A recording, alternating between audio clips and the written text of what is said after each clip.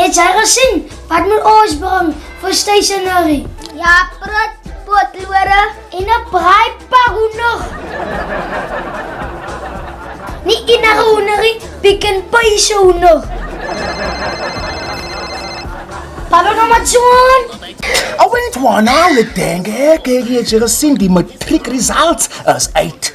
Ja, geluk aan die kinders wat geslaag het. Ja, geluk aan hulle. Dis net 'n jammerte vir die wat nie geslaag het nie. Wat my ding is die, dis nie die einde van die wêreld as jy getryp het nie. Ek lees, het hulle matriek jackets. Jy verstaan ons praat met vader, weet jy? As jou goed uitgesort, het jy jou stationery. Ek gaan nou koop by die tavern. By die tavern. Ja, almal kom uit met rugsakke.